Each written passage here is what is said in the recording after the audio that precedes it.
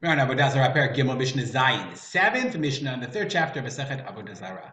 Remember we said that anything could be an Avodah Zarah, a house, a tree, a rock. So the Mishnah is going to talk about three different types of categories for different things. Shalosha batimim. There are three categories of houses of Avodah Zarah. Let's say if somebody built a house or a structure for the sake of Avodah Zarah, Harezu Asur. That bayit, that house is asur. You cannot have any hana'ah from it. If a Jew buys it or owns it or someone comes into possession of it, it has to be destroyed. There's no way to remove the Avodah Zarah-ness, the idolatrousness, if that's a word, of this house. But that's type one, irreparable idolatry. But if you had a normal house, the siyado, let's have a house that was built for whatever, and then siyado v'chiro. Seed is plastered. It's plastered. You know, if you're ever in Israeli houses, you know they take bricks. Exactly what they do today. And then, you go to the wall and you plaster it. Okay, you add plaster to make it nice. Chiaro. Chiaro, the Bartanura says, let's read the Bartanura. Bayana mitchila l'dirat adam. It was built for human habitation. B'siyado, shlivno b'sid, and then you added the plaster. Chiaro, pituach b'tzior. You painted it, you made it nice. Okay? Now, Avodah Zarah v'chidesh, you added part of the house, you added something new. Then, notel ma shechidesh. If a person wants to remove the idolatry of the house, all you have to do is remove what was added. I guess you probably have to scrape off.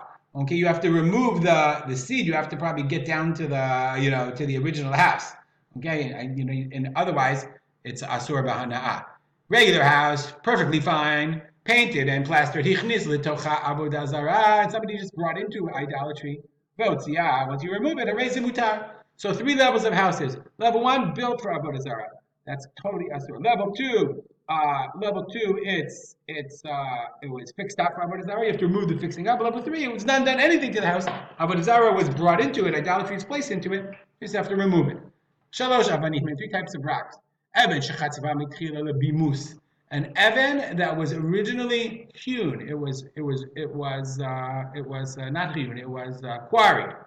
Originally the bimus, bartanura, the bimus loshiv avodah zarah.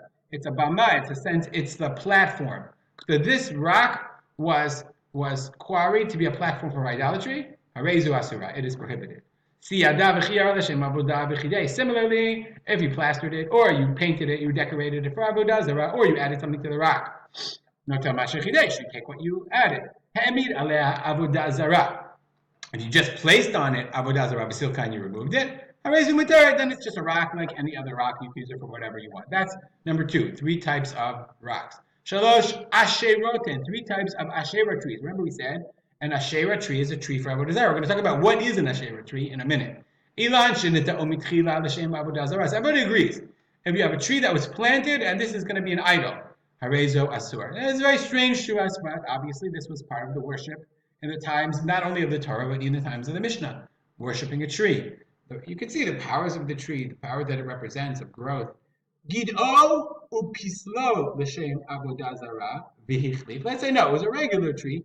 But then Gid'o Pisla Bartanura, Gid'o L'Shem Avodah Zarah, okay, Gid'o L'Gadea Oto means you pruned it, okay, the goy pruned it. Upislo, you took off, Gid'o means you cut it, meaning you cut it down so you want it to grow better. Pislo means to take off the psolet, to take off the sediment, the dead leaves and what have you, to make it grow better. V'ichlif, and then it grew back.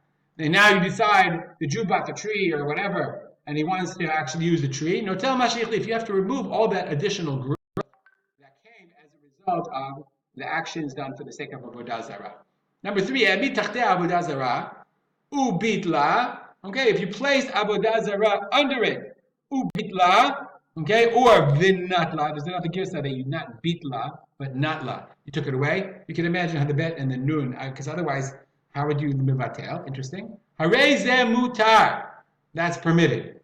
So we're going to see, by the way, Ha'emi Tachtea is a machloket. So number one and number two, the Bartanura says, number one, planted for that sake, or it was pruned for the sake of Avodah Zarah. Everyone agrees. But this third one is a machloket.